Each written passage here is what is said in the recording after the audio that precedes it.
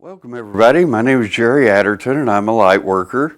For those of you that don't know about Lightworkers, we're a group of people that have pretty much dedicated our lives to helping others. So today's topic, we're going to be talking about PTSD, post-traumatic stress disorder.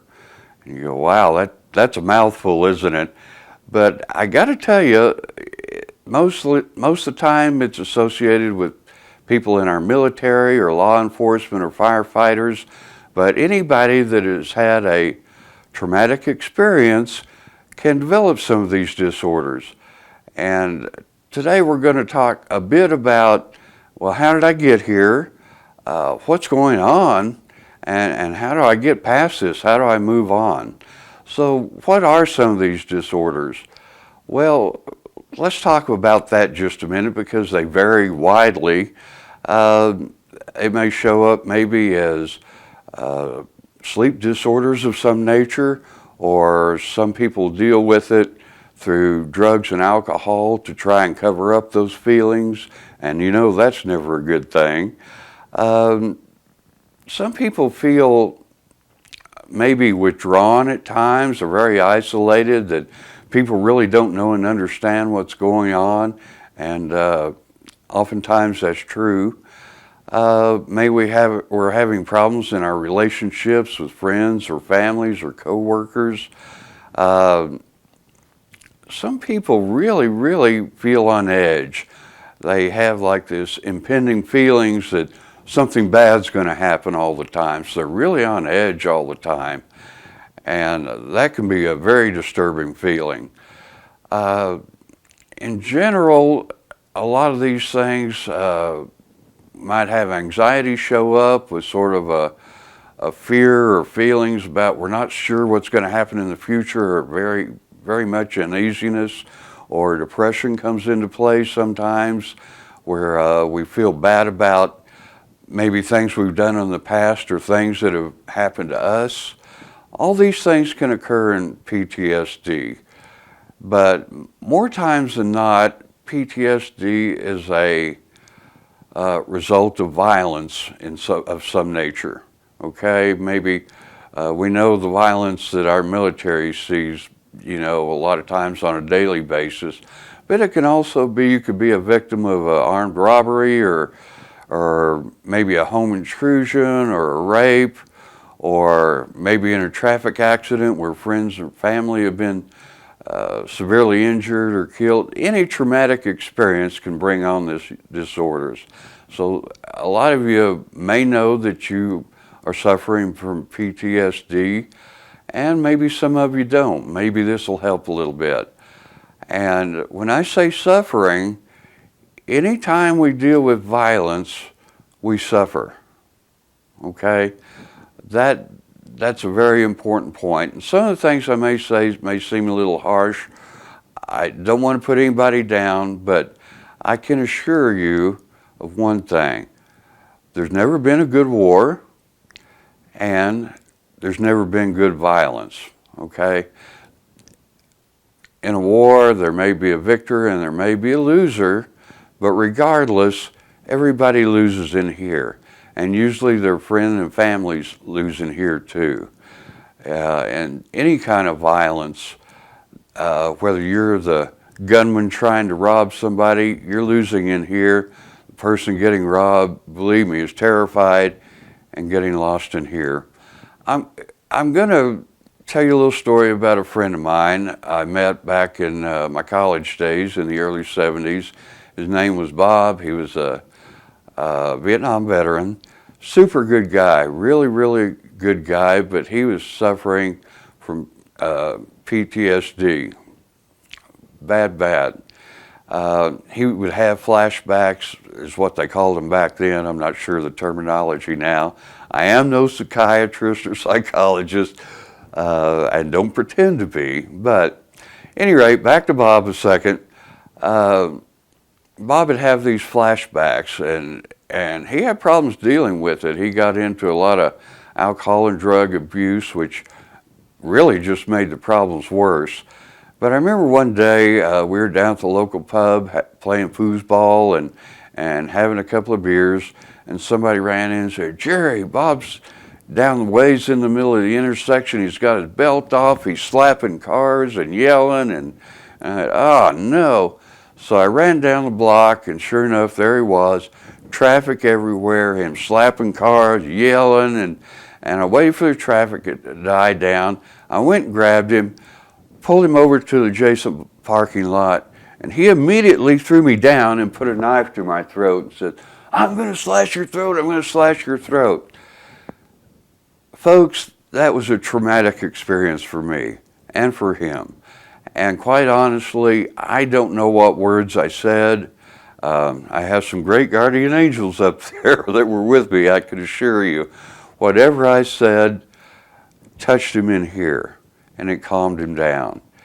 And he picked me up and put the knife away, and we went on to the house. We didn't talk about it that day, but in a couple of days we did talk about it, and he said he'd been having a flashback. That's an extreme case of these symptoms, okay? It's tragic. That hurt me.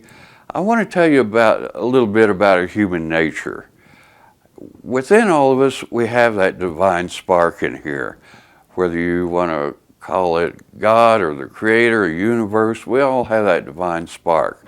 And that divine spark is good. It's creative. It is not destructive. And when we encounter violence, it disrupts that connection. I'm not going to say severs it, but it really, really severely disrupts that connection. And it's hard to get that connection back. So today I'm going to give you a couple of ways used together will help you get through this, okay?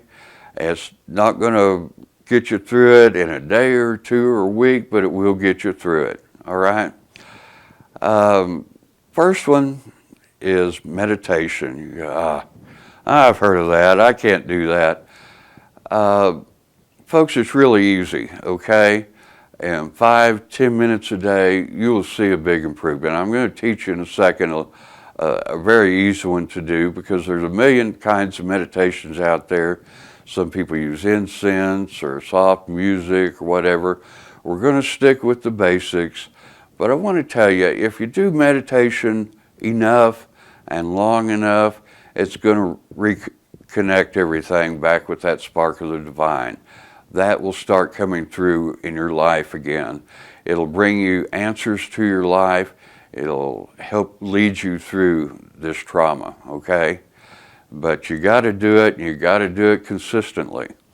All right, I'm going to teach you a little bit, a second here about it, and I want you, first off, to find you a quiet place and sit down, relax, and all you really do is you breathe in through your nose and out through your mouth. In through your nose, out through your mouth, okay?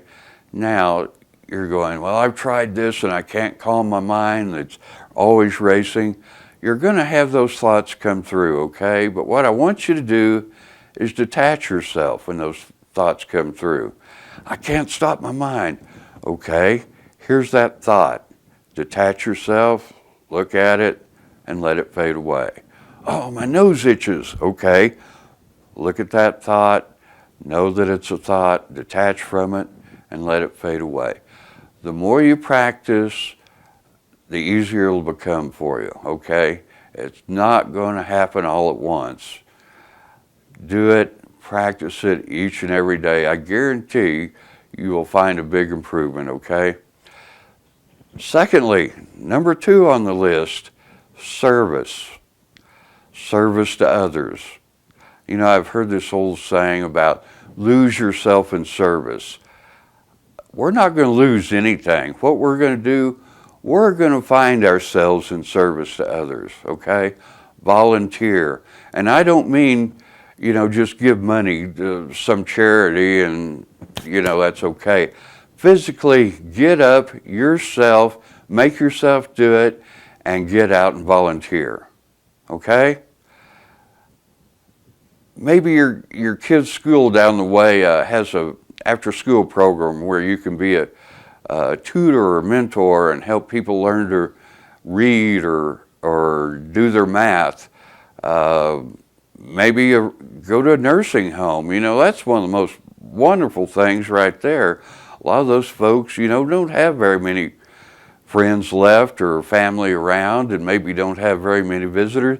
Just go out and visit, listen to the stories. They have great stories from years and years ago. You'd be amazed. It's so much fun. And that little bit you give to them, guess what? It can make their day, it can make their week, it can make their month. It's just amazing how much. We were out at a nursing home with a couple of friends a while back, and visiting a friend out there, and I saw another friend walking down the hall, and I said, "What are you doing out here?" He goes, "Well, we had to put my dad out here a few days ago." And I said, "Well, you know, when I get done, I'm going to go down and see him." I hadn't seen him in a few years. He was 102, 103 years old. But what I remember about the man, he always had this great big smile and great energy about him, and happiest person you could imagine. So when we got done, I went over to his room, and there he was. I mean, I hadn't seen him in a while, little bitty frail guy now in a wheelchair, but that smile was there, that energy was there, and we visited a few minutes, and I told him, "Well, you know, I'm going to have to go. I got friends waiting on me." And he says, "You know, Jerry, you're such a shining light." And I got to tell you, you know what that feels like in here to hear something like that? Guys, you can make a difference in other people's lives if you give of yourself. You can do wonderful things for people and for this world. If you enjoy animals, volunteer at the SPCA, a food bank, a soup kitchen, doesn't really matter. Give of yourself. Folks, if you will do these two things, service to others and meditation, you will move on, okay? It's not going to happen today or tomorrow, but all of a sudden, your mind is not on these things anymore. Through meditation, it will help you find the answers you're looking for, and you can move on, and life will be much, much better. Thank you guys for joining me today. All of you are beautiful. Do these things, and life is going to be much, much better. See you soon.